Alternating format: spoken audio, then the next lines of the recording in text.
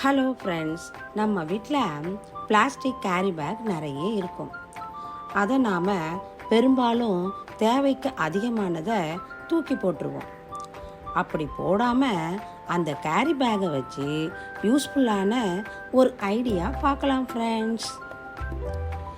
இப்போ இதுக்கு தேவையானது ஒரு கேரி பேக்கும் ஒரு கிளாத்தும் தான்.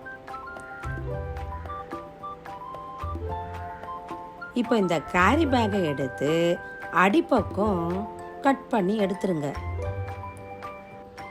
கட் பண்ணதுக்கப்புறம் 2 அடி நீளம் 1 அடி அகலம் உள்ள பீஸு கிடைக்கும்.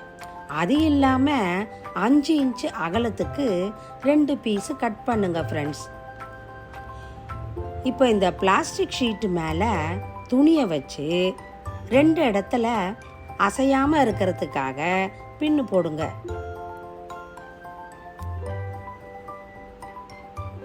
இப்போ சுற்றியும் மடித்து தச்சிடுங்க ஃப்ரெண்ட்ஸ். இப்போ ஒரு தலகாணி ஷேப்பில் ஒரு செவ்வகமான பீஸு கிடச்சிடும்.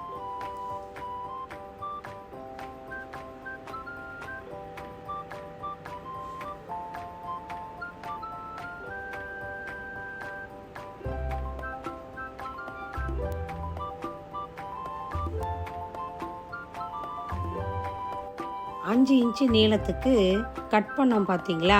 அந்த ஷீட்டு மேலே பார்டர் மாதிரியோ இல்லை ஒரு கலர்ஃபுல் துணியை வச்சு சுற்றியும் தையல் போடுங்க.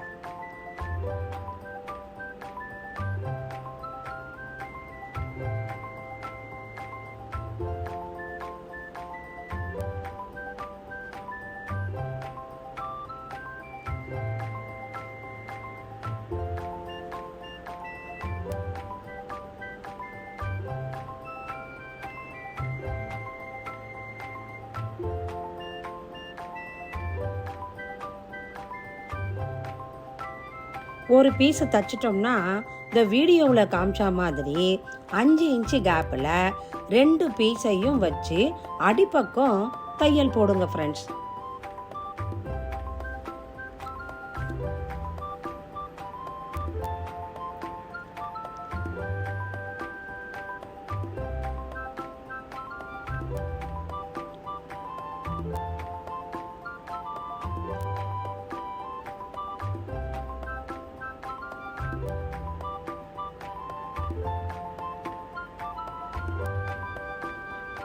அடிப்பக்கம் தையல் போட்டு முடிச்சதும் மேல் பக்கம் 5 இன்ச்சு கேப்பில் குறுக்க மார்க் பண்ணி தையல் போடுங்க. இப்போ 6 பாக்கெட் மாதிரி ஒரு ஷேப்பு உருவாகிடும்.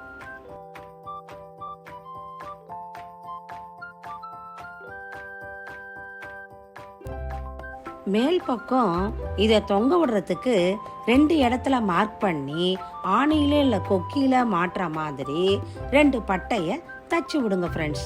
அவ்வளவுதான் ஃப்ரெண்ட்ஸ், பேக் ரெடி.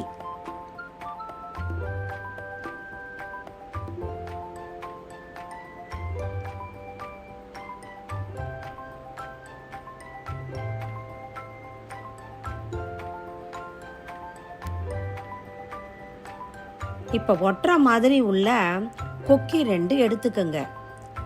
அதை இந்த சுவத்துல ஒட்ட வச்சுட்டு பேகை தொங்க விட வேண்டியதுதான்.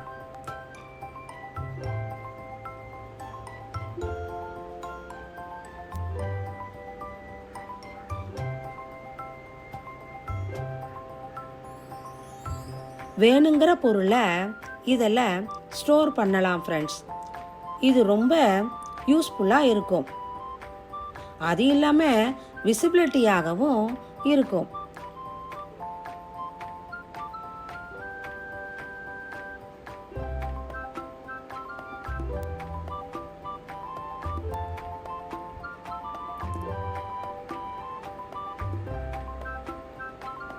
எந்த பொருள் எங்க வச்சோம்னு மறந்துடாம உடனே எடுக்கிறதுக்கு வசதியாகவும் இருக்கும்.